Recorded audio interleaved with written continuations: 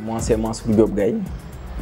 Je suis un engagé communautaire résident dans la commune de Sam Notaire, département de Guédiawaye. Je suis spécialiste de formation en gouvernance territoriale et politique publique, particulièrement en gouvernance environnementale et gestion des risques. Et je suis aussi assistant technique à la direction d'exploitation de la Société nationale de la gestion intégrée des déchets, qui est l'ex-UCG, et membre actif du club de réflexion et d'action citoyenne CRAC, qui est aujourd'hui une association active dans la protection de l'environnement. Et je suis aussi diplômé de l'Institut de la gouvernance territoriale et du développement local de l'Université Cheikh Anta Diop de Dakar. Et je suis cofondateur du cabinet Intelligence Territoriale Consulting.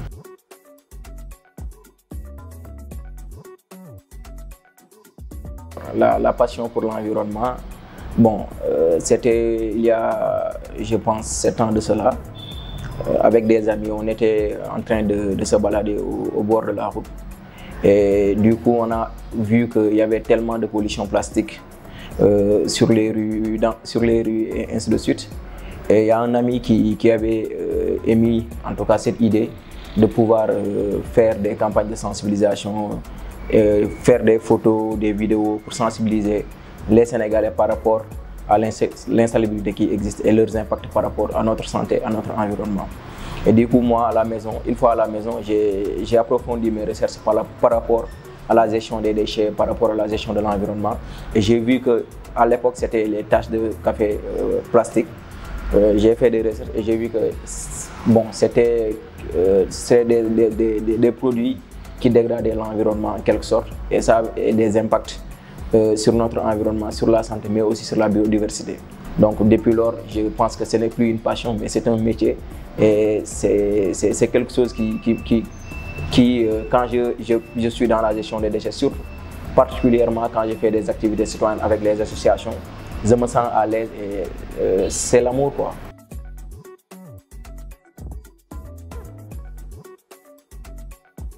Vous savez, au Sénégal, nous avons deux systèmes d'organisation administrative, à savoir la déconcentration et la décentralisation.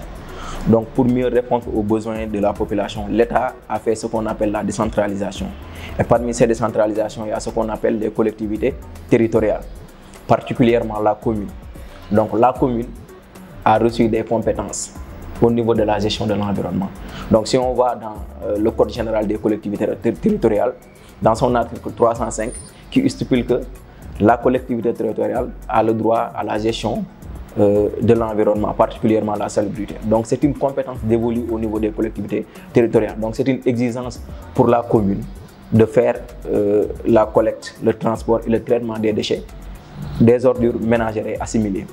Maintenant, cette compétence-là a été affirmée par le nouveau Code de l'environnement, qui dit que dans son article 85 et 87, que les collectivités territoriales et leurs groupements ont le droit de gérer tout ce qui est la gestion des déchets. Donc c'est une compétence qu'on a transférée. Ce n'est pas un rapport que la collectivité ou bien la commune doit avoir avec les déchets, mais c'est une compétence qui a été dévolue. Mais il faut savoir qu'au Sénégal, les collectivités territoriales manquent de fonds. Donc du coup, ils ne peuvent pas subvenir aux besoins de la population en matière de la gestion des déchets. Mais l'État, comme il a décentralisé, mais aussi a déconcentré, on note la présence effective, en tout cas et importante, de la SONAGED qui est en train de faire un travail colossal au niveau de la gestion des déchets, même au niveau de la gestion intégrée des déchets, qui épaule en tout cas les collectivités territoriales dans la collecte, le transport, le traitement, mais aussi la mise en décharge de ces déchets-là.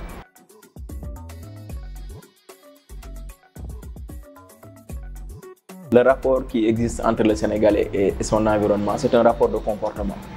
Déjà, comme j'ai l'habitude de le dire, le Sénégalais n'a pas reçu en tout cas cette formation de base sur tout ce qui est la gestion de l'environnement, la gestion des déchets. Donc on voit l'environnement, on voit la rue comme un bien public, donc on s'en fout. Puisque il y a les camions de l'UCG qui ramassent, puisqu'il y a les services techniques qui sont là pour assurer la gestion de l'environnement. Donc le Sénégalais s'en fout du bien-être du cadre de vie. Donc du coup, il n'y a pas de rapport de patriotisme. Bon, c'est le patriotisme qui existe en tout cas.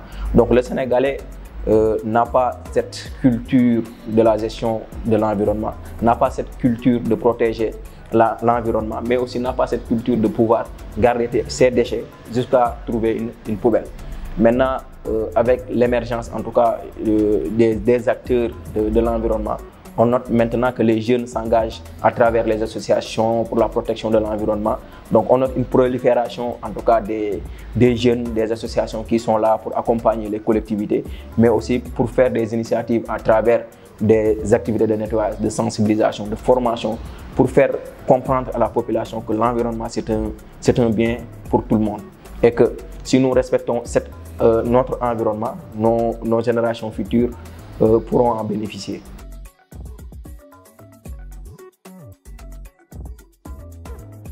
Si j'avais une baguette magique, je ferais en tout cas de cette gestion des déchets-là. Parce que, comme vous l'avez tantôt dit, on ne parle pas d'ordure, mais d'ordure.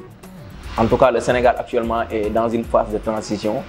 On ne parle plus de coordination de la gestion des déchets, mais de la gestion intégrée des déchets, avec l'économie circulaire qui est un support de développement durable.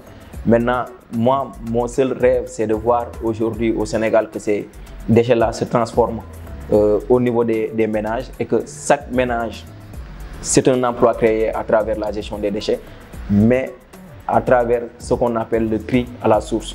Donc moi, je pense que si on arrive à trouver un cadre de gouvernance des acteurs autour de la gestion des déchets, on aurait en tout cas un Sénégal émergent, un Sénégal propre, mais aussi un Sénégal qui promouvoit l'économie, qui est là pour faire la promotion de l'économie circulaire, mais aussi de transformer ces déchets-là en un produit fini qu'on va rendre à la population sénégalaise. D'où l'importance de l'économie circulaire, mais aussi de l'économie des déchets.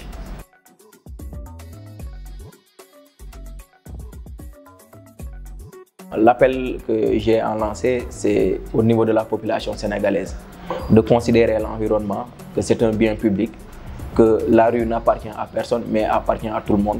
Il ne faut pas jeter les ordures par terre, mais aussi il faut faire ce qu'on appelle le tri à la source. Donc ça évite déjà aux déchets d'avoir des odeurs nauséabondes au niveau des ménages, ce qui fait que personne ne peut vivre avec les déchets, du fait que le conditionnement n'est pas réglementé, mais aussi on ne trie pas les déchets.